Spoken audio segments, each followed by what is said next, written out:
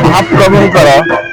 ज्येष्ठ मास शुक्ल पक्ष एकादशी रुक्मिणी हरण एकादशी तिथि विवाह उत्सव होता है प्रत्येक वर्ष जगन्नाथ महाप्रभुंकर। तेणु चारि जुगर नीला जिते सब समाहित होता है आज दिन में महाप्रभुंकर रुक्मिणी देवी जे कि विदर्भ राज्यर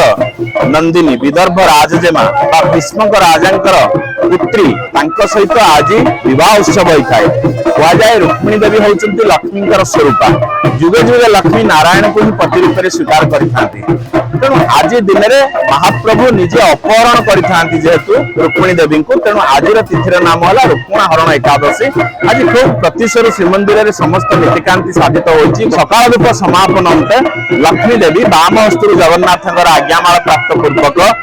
पालिंकी विजय होकर लक्ष्मी जगमोहन खट उपर उपवेशन करेंगे वधु वेश विभूषित कर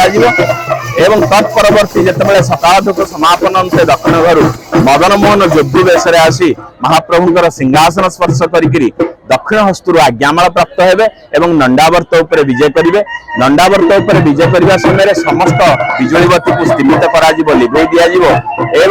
हितच्छ महापात्र लक्ष्मी देवी हस्त स्पर्श करी तालपत्र एक लिखनी एवं पत्र को कढ़ाऊ देवीकरण हस्त प्रदान करेंगे। लक्ष्मी देवी प्रेम पत्र अर्थात कृष्ण प्रति जो चिठीटा प्रेरण करती से चिठी आज वर्तमान लिखिबे एवं चिठी को सुदेव नामक एक विप्र वृद्ध विप्र निज वक्ष देश माला आकार धारण करी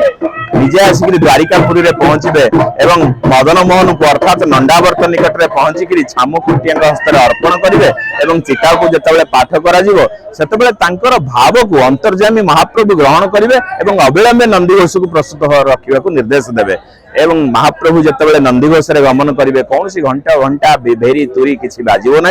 महाप्रभु जाकि विमला मंदिर निकट में जो नाटुआ गणेश अच्छा सेठारे लुकायित भाव में रही जिते जगज्जननी माँ महालक्ष्मी अर्थात रुक्मिणी देवी जिते जाकि कुलदेवी को वंदना करेंगे विमला को प्रार्थना करेंगे जे हे जगज्जननी माँ विमले गोविंद को केमिति पति रूप में वरण करी मते यही वर प्रदान कर। तेणु से कात्यायनी महालक्ष्मी को अभय प्रदान करेंगे एवं आशीर्वाद देवे जे गोविंद बा कृष्ण को तुम्हें ही पति रूप में वरण कर जिते बाहर को आसवे से नटनागर रथ उपर को झांप मारिक टेकी ने अर्थात भितर्ष महापात्र प्रतिनिधि हिसाब से माँ महालक्ष्मी बा रुक्मिणी देवी को नंदीघोष उपवेशन करेंगे एवं समस्त सेवायत माने बरजात्री सदृश मंगल गान जिते प्रस्थान करेंगे सेतिकी बेले शिशुपाल दंतवक्र जरासंध एमाने प्रतिरोध करेंगे एवं अपराजय कालिया शांत समस्त को परास्त करी रुक्मिणी देवी को लेकर प्रस्थान करेंगे एवं रातिर विलंबित समय आज से विवाह कार्य समाहित हो एवं पंचुग्रासी भोजन इत्यादि व्यवस्था हम तापर बहुल नीति इत्यादि हम एवं एभली भाव में महालक्ष्मी सहित विवाह समापन अंते